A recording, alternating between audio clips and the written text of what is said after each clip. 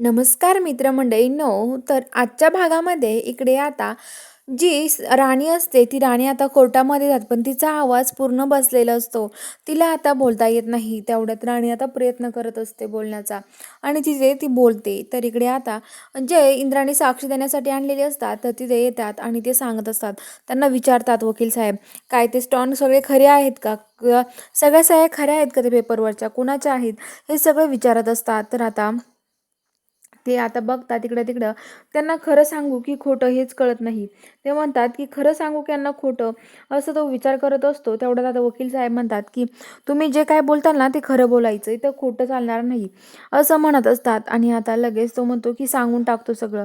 तो विक्रांतकडे बघतो, घाबरतो, पण आता तो लगेच सांगतो. हे बघा, त्या पेपरवरचे सगळे स्टॉन हे इंद्रजित महाडिकांचे फक्त 2-3 आहेत. बाकीचे दुसऱ्याच कोणाचे तरी आहेत. खोटे स्टॉन आहेत ते.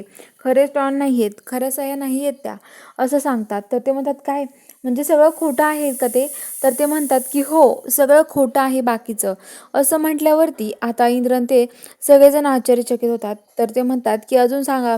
तर ते म्हणतात की त्यांनी दुसऱ्या कोणाकडून तरी त्या खोट्या सह्या घेतलेल्या आहेत, कारण की इंद्रजित महाडिकांच्या सह्या अशा नाहीच आहे, असं तो माणूस सांगतो. हे ऐकल्यावरती उर्मिला आणि विक्रांतच्या पायाखालची जमीन हादरते. ते दोघे आता तिथून निघून जातात. तर इकडं वकील साहेब म्हणतात की चालेल, या पुढचे आपण निकाल नंतर बघूयात. आता ब्रेकचा टाइम झाला आहे, त्यामुळे आपण नंतर बघूयात पुढचं, असं म्हणतात. आणि आता सगळे तिथून जातात. ब्रेक घेतात.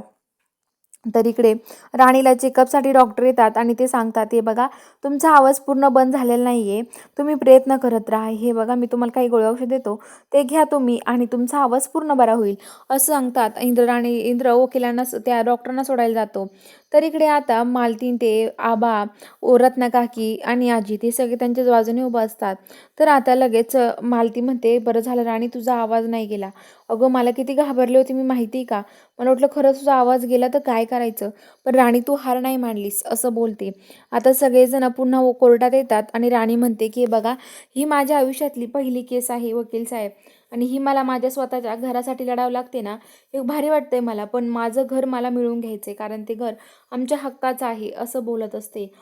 तर चला बघूया आता पुढील भागामध्ये राणी आता खरंच जिंकेल का केस, हे बघायला चॅनलला सबस्क्राईब करा.